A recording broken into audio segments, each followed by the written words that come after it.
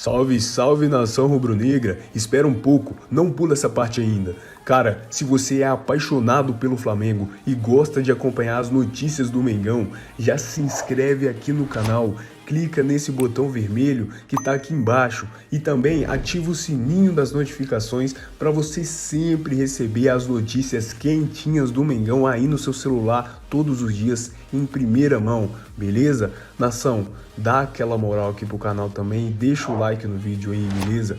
Para que o YouTube entenda que é um conteúdo bacana e divulgue para mais pessoas. Isso é muito importante para o canal crescer cada vez mais. Vamos lá, nação, vamos mostrar sua força. Deixe também sua opinião aqui nos comentários e compartilhe o vídeo. Beleza, nação? Agora já chega de enrolação, né? Vamos logo pro vídeo. Em nada ao brilho, porque hoje a notícia, né, é que o Flamengo voltou a arrancar aquele sorriso do seu torcedor, para além da vitória, para além daquele placar magro, para além daquela vitória para espantar a pressão. Foi um dia que o torcedor do Flamengo certamente saiu sorridente. Tomara que fique com a gente aqui, sorridente no Linha de Passe. Até porque não tem como não estar sorridente. 7-1. Ô, Birner, torcedor olha para o Dorival e fala, encontrou o caminho. É isso? Tudo bem, Marcela? Boa noite para você, ao Bubu, ao Pedro, aos fãs e às fãs do esporte. Ele tem encontrado caminhos, né? O time, a gente já falou desde quando foi contratado, o Flamengo ia crescer com ele, isso é muito óbvio. Quem conhece os trabalhos do Dorival sabe que se trata de um bom técnico. Ele é melhor do que muita gente diz, mas não dá para dizer que o time está estabelecido. A gente tem que ir por partes. Primeiro, falando sobre a atuação de hoje, uma atuação histórica, um vareio. Acho que o Pedro fala que o Flamengo foi, que o Tolima se lançou porque o Flamengo fez o gol rapidamente, é um golaço. A Arrascaeta olha para um lado, toca a bola, olha para a esquerda, toca a bola à direita, a finalização do Pedro, uma finalização perfeita. Isso obriga o adversário a se lançar à frente. No primeiro tempo, o adversário não finaliza em gol. O Flamengo faz outro gol, mas poderia ter feito outros gols. Né? O 2-0 foi um resultado magro diante do que o Flamengo produziu no primeiro tempo. E no segundo tempo, as coisas foram acontecendo com uma naturalidade que lembra os melhores tempos do Flamengo. Acho que a grande notícia, além do resultado, que, repito, é histórico, é épico, né? Muitos flamenguistas criticando a escalação antes do jogo. Eu vi isso, vi na redação, vi nas redes sociais também as críticas. A gente vai falar sobre a escalação, sobre o que essa escalação oferecia de riscos, sobre o que essa escalação oferecia de possibilidades positivas. Na hora do jogo, só apareceram as possibilidades positivas. Tudo que o treinador pensou, acho que aconteceu em campo, os jogadores conseguiram realizar, né? Foi um time feliz em campo, uma arquibancada feliz, o Maracanã feliz. Quem viu o jogo e torce para o Flamengo está muito feliz. E acho que as perspectivas são muito positivas, né? Vamos ter umas quartas de finais espetaculares com Flamengo e Corinthians, até porque o Corinthians também vai ter reforços, não vai ser o time que enfrentou o Boca, vai ter seus principais jogadores e essa Libertadores, que também vai ter Palmeiras e Atlético, vai ficando cada vez mais quente. E o Flamengo, com o elenco que tem, não poderia, pelo potencial, estar fora dela. E ele coloca o pé nas quartas de final com muita firmeza. Muito grande, coloca o pé gigante, como a sua torcida espera, Marcela. E nas quartas de final, com outros jogadores chegando a partir do dia 18 de julho, teremos novos reforços, novos jogadores no Flamengo, entre eles Everton, Cebolinha e também o Vidal, que estava lá. Chegou no Rio de Janeiro, foi direto para o Maracanã para assistir esse Flamengo 7-1 no Tolima. Ele deve estar pensando, então não estão precisando de mim aqui, estão fazendo 7 gols em jogos de Conmebol Libertadores. Mas sim, um Flamengo que precisa sim do Vidal e está todo mundo naquela expectativa para também ver o novo reforço do Flamengo. Ô, Bubu, daqui a pouco eu te dou boa noite, mas a gente vai no Maracanã agora nesse momento e a gente vai conversar com Pedro Henrique Torre e ele vai falar a visão dele, de quem estava lá no Maracanã. Daqui a pouco, então, a gente conversa com o Pedro Henrique Torre. Vamos ouvir o Pedro na saída do gramado. Cara, só tenho a agradecer a Deus, toda a honra e glória seja dada a Deus. Eu venho trabalhando muito, independente das circunstâncias, independente do momento, né? No dia a dia eu procuro evoluir, fora de campo também. E o resultado vem dentro de campo, né? Acredito que o time fez muito bem hoje, né? Fez um grande jogo. E eu fui feliz com 4 gols, Deus me abençoou com 4 gols. Só tenho a agradecer a Deus, aproveitar esse momento e procurar evoluir ainda mais, procurar crescer para ajudar o Flamengo a conquistar os títulos que precisa. Muita gente dizendo que, sem dúvida, foi a melhor atuação do Flamengo em 2022. O time parece que encaixou. E eu te pergunto, por que encaixou tão certo na noite de hoje? E vale daqui para frente, vai ser esse o Flamengo em 2022? Com certeza, né? A gente encaixou ali por causa da qualidade técnica que a gente tem e também a dedicação que a gente teve no jogo, né? Desde o primeiro minuto a gente procurou pressionar o time adversário, né, para não deixar eles respirarem. E deu resultado, deu fruto e fizemos um grande jogo, como eu falei. Agora é descansar e focar no Brasileirão. Obrigado, cara. Tá aí, então, o Pedro, conversando com o Pedro Henrique Torre, Rodrigo Bueno agora sim. Boa noite.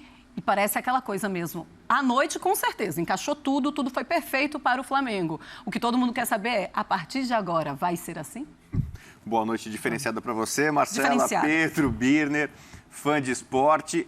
Olha, eu acho, primeiro de tudo, né? Quem disse lá atrás que Gabigol e Pedro não podem jogar juntos, hoje foi a pá de cal nessa teoria, né? Ah, não funciona, tal. Porque o Pedro fez o chamado pôquer, né? Muita gente não sabe, né? Hat-trick é um termo mais consagrado, 3 gols numa partida.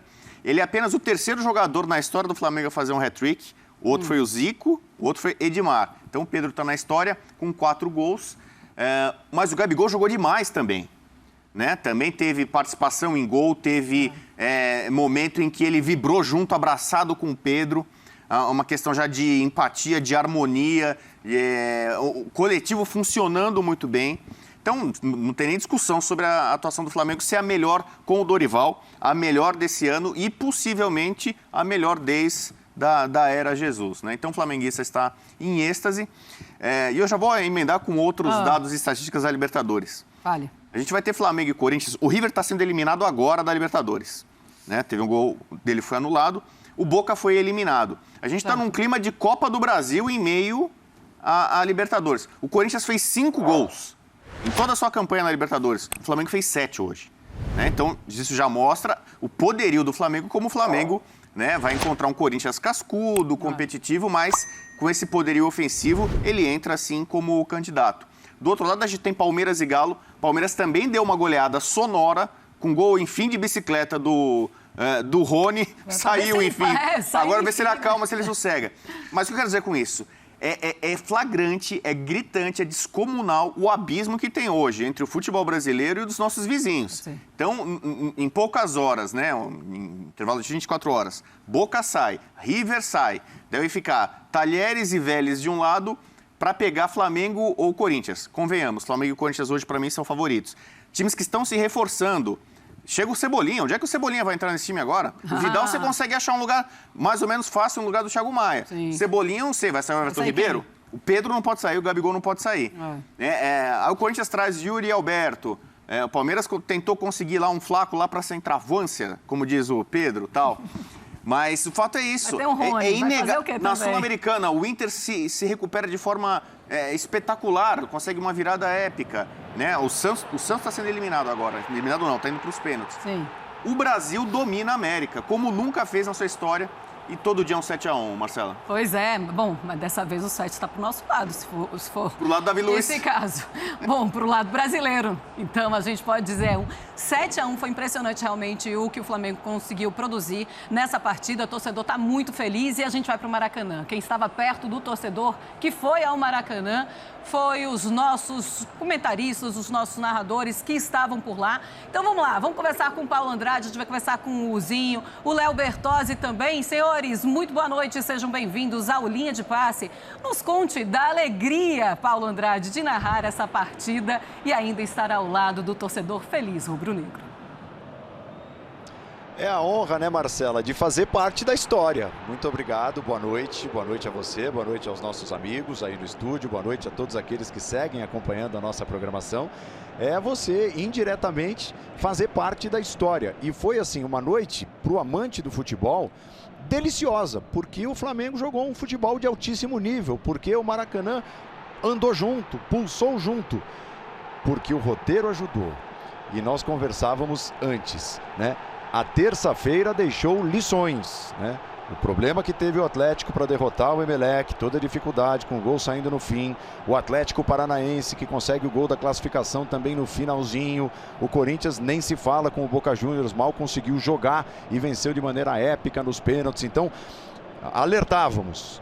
O Flamengo não pode deixar o jogo descambar para isso, para esse tipo de dificuldade. Aí quando sai o primeiro golzinho e o Flamengo não perde o foco, não perde a fome, não perde o ritmo e o torcedor joga junto, aí o roteiro foi esse aí. E um final felicíssimo para todos aqueles que estavam aqui e todos aqueles que estavam torcendo pelo Flamengo em casa. Sem dúvida, Paulo. Um abraço para Marcela, nossos companheiros aí no estúdio, fã de esporte. Foi uma noite especial. Antes de começar o jogo, até nos programas, né, eu falei que o meu dia foi um dia que eu tive um contato maior com os rubro-negros, né?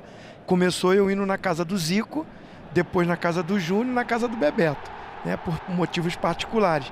E encontrava os torcedores, né, as pessoas ali do condomínio onde eles moravam, os torcedores empolgados com o dia, vivendo a Libertadores. Aqui no Maracanã, a gente foi ali fazer o nosso lanchinho, recebemos os torcedores, abriram os portões, a gente já estava aqui dentro, e os torcedores começaram a chegar, e aí quando nos viam, né, já vinham falar, hoje é o dia.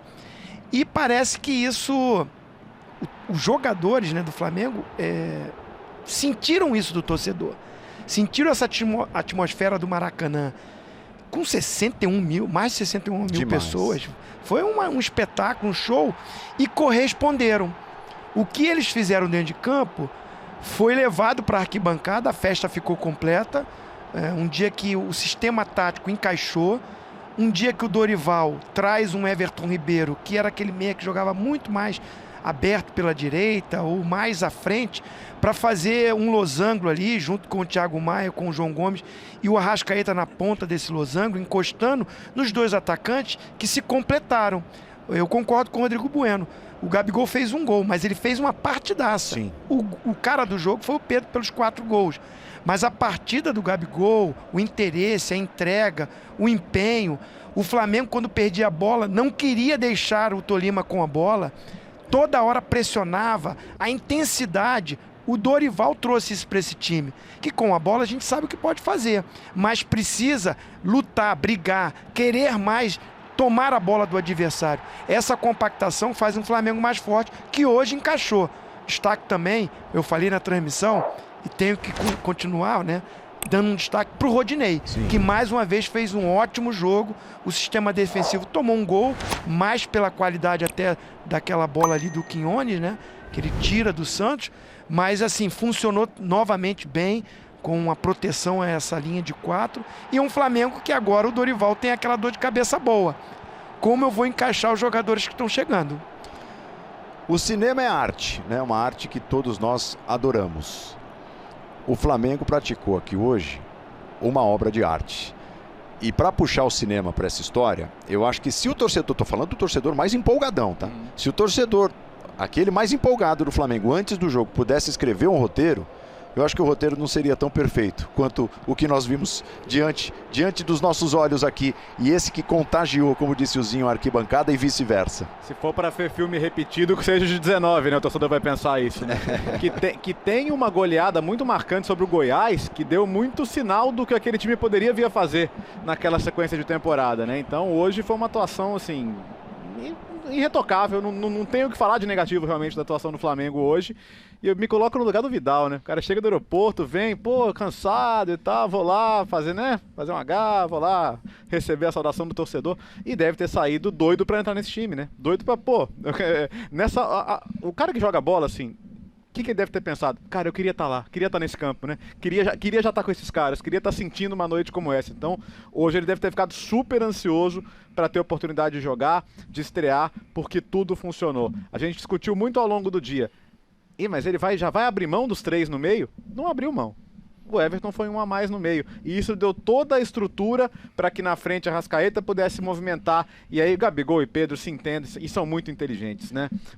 A jogada do primeiro gol mesmo, o Gabigol atrai a marcação, né, pro Pedro receber a bola em profundidade do Arrascaeta e bater cruzado. E foram vários momentos assim no jogo, né? O entendimento do posicionamento do companheiro para sair a melhor jogada e para os gols saírem com uma naturalidade absurda. A questão, né, Marcela, é que não foi sorte, não foi por acaso. o Flamengo escreveu esse roteiro. Tanto é que na volta para o segundo tempo, nós apresentamos com a ajuda da tecnologia tudo o que cada um daqueles que estavam circulando a bola, o que cada um fez e produziu para a construção do lance do primeiro gol.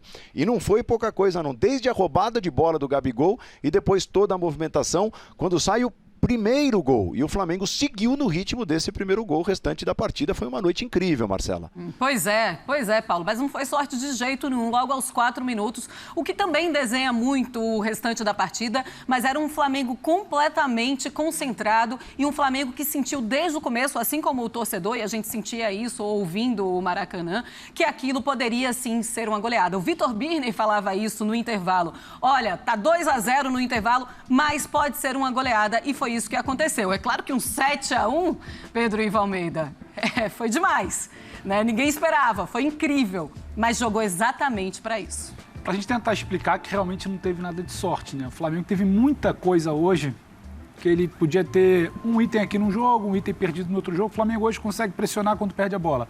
O Flamengo hoje consegue associar os jogadores pelo lado de campo.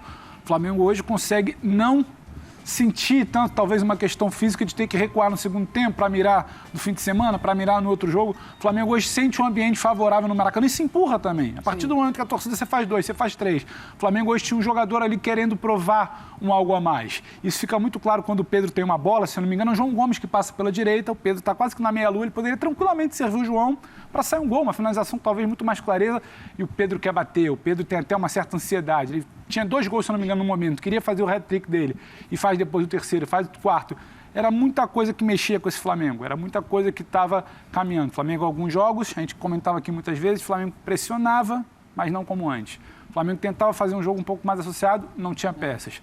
O Flamengo tentava manter um ritmo no segundo tempo, não conseguia. O Flamengo tentava trocar peças, não respondiam. Tudo isso que a gente falou aqui, hoje funcionou. Então não é por acaso. E quando eu citei da situação do Tolima ter que se lançar, e o Birner lembra no comentário inicial também, o Flamengo faz o Tolima se lançar, é por isso. Com 4 minutos faz um gol. Com 22 minutos tinha 6 finalizações. Então assim, o Flamengo faz um gol, espeta, provoca, chama o Tolima, e aí o Tolima dá espaço. Dá espaço pelas laterais, dá espaço entre as linhas, dá espaço para o Flamengo criar, e o Flamengo aproveita. Não é só que o Tolima foi frágil, que o Tolima deu espaço. O Flamengo soube aproveitar. O Flamengo beirou uma perfeição. Perfeição é uma palavra muito forte, mas ele beira uma perfeição de quando tem a bola. Quando a gente fala muito do Rodinei, por que o Rodinei foi muito bem hoje? Porque o Flamengo teve muito a bola. O Rodinei não teve aquele senão, aquele porém, aquela ressalva do lado defensivo. Pode ter dado espaço ali em uma bola ou outra, mas o Flamengo teve muita bola. Teve o corredor e soube aproveitar. Então a gente vê o Rodinei participando. O Arrascaeta caindo para os 2 lados. Tinha um momento do lado direito que você tinha Arrascaeta, Gabriel, Rodinei e Everton se associando. Então assim, há quanto tempo a gente não vê essa troca rápida e movimentação constante? E o Pedro não foi só aquele cara de dentro da área. Sai para fazer jogo, sai para gerar jogo, sai para servir o Matheus França. Então foi muita coisa que encaixou. E não foi nada mirabolante. O Dorival fechou, teve uma linha de 4, encaixou assim o tal Lozão, que o Zinho vinha falando desde o início da transmissão. Planta o João, tem o Thiago, tem o Everton mais uma vez por dentro. Muito bem o Everton Ribeiro, que não sejam injustos de lembrar apenas do gol perdido.